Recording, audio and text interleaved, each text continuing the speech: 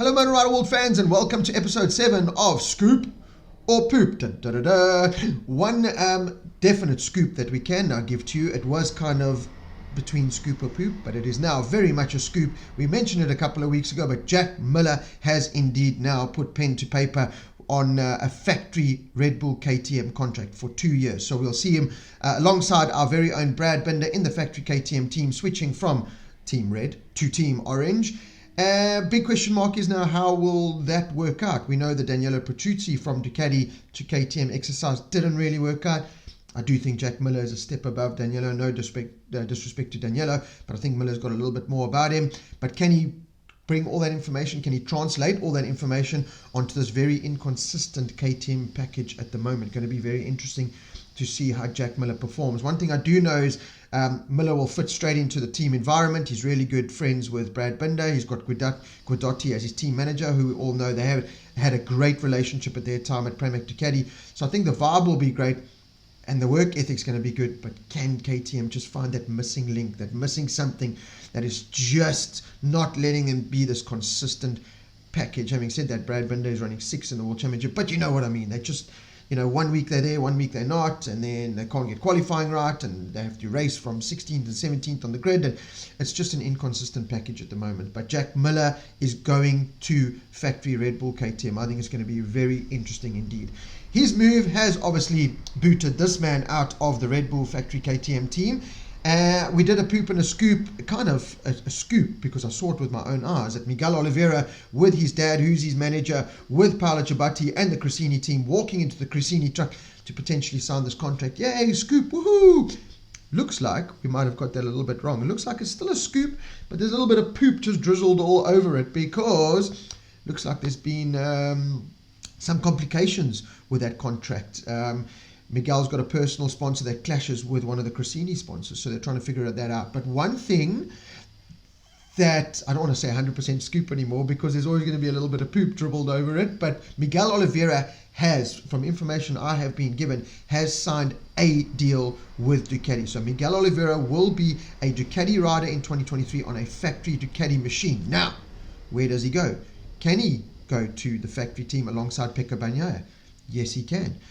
That's if Jorge Martin is happy to stay at Pramac Ducati, just with a better contract from Ducati and still on a factory machine, and Enea Bastianini gets a factory Ducati contract and a factory Ducati bike, but still within the Gresini team. I think this could work. I think Bastianini is happy in the Gresini team. I think he gets cuddled there. I think he gets all the attention on him.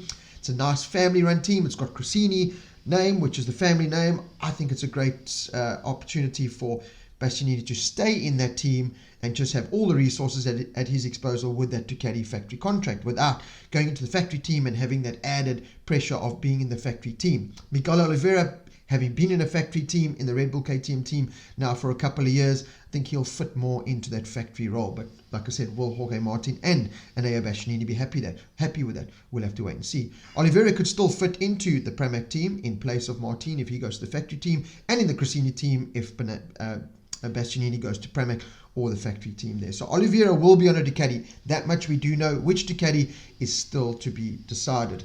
So let's wait and see. I think Miguel Oliveira on a Ducati will be a really good option as a top contender for the 2023 title. And I think it'll also highlight just where KTM is. If Miguel climbs on a Ducati and he is straight away on the pace, on the podium, challenging for podiums and race wins more often than not, it's going to just highlight a little bit more of the downfalls that's coming from the KTM side, and maybe make Brad Binder and the Jack Millers and the Remy Gardners and whoever else just scratch their head thinking, where is this KTM package? Do we just do the thing and just jump on a Ducati and you can get all the success in the world? So we'll have to wait and see what happens there. But for now, it is pretty much scoop that Oliveira will be on a Ducati. So that is, for now, talking about the KTM, there's only 3 teams with both riders confirmed. So we have Red Bull Factory KTM with Brad Binder and Jack Miller. We have Monster Energy Factory Yamaha with Fabio Quartararo and Franco Morbidelli. And we have Factory Aprilia with Maverick Vinales and Aleix Espargaro. So there's still plenty poop or scoop and musical chairs going on within the paddock. Paul Espargaro, we know he's kind of a free agent. Looks like he might be with Tech 3 alongside Remy Gardner, going back to KTM. I think it's pretty much his only option. So if he wants to stay in MotoGP, it's the only ride he can really entertain. Then there's Alex Rins up in the air. We know he's talking to KTM, Tech 3 and RNF Aprilia with Razlan. It looks like Ralph Fernandez is taking one of the spots in RNF Aprilia, although KTM aren't happy and are kind of trying to block the move and make the move as uncomfortable as possible because of the whole antics with what happened last year with Yamaha trying to get Ralph Fernandez and his attitude this year. So there's a little bit of conflict there, like a little bit of a Jerry Springer show going on there with Ralph Fernandez at the moment. But it does look like Ralph Fernandez will make that move, although Red Bull have come out, looks like, and saying that they would like to keep Ralph Fernandez within the KTM team. But let's see, he'll just go to RNF Aprilia with Red Bull branding on, I'm pretty sure.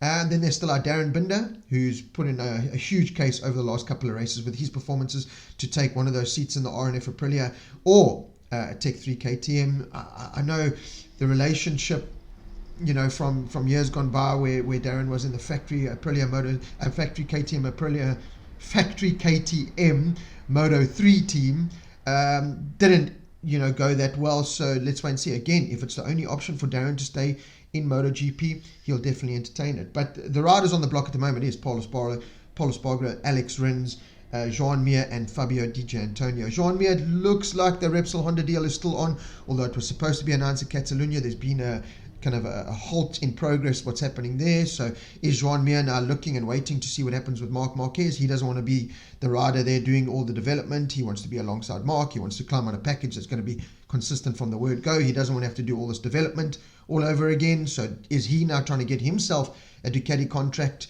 alongside Oliveira in Gresini, alongside Martin or Bastianini in Pramac? There's just so many poops or scoops still to play out. But as I said, one thing that we can 100% confirm is Jack Miller has signed for Red Bull KTM and Miguel Oliveira has signed for Ducati.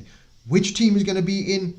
Well, your guess is just as good as mine. Let me know what you think in the comments below. And remember to subscribe to our channel, like and share this for loads more, not only poop or scoop episodes, but anything and everything to do with MotoGP. We're going to start throwing some World Superbikes and some nice bike and product reviews. Stay tuned to the Motor Rider World Facebook page and our YouTube channel.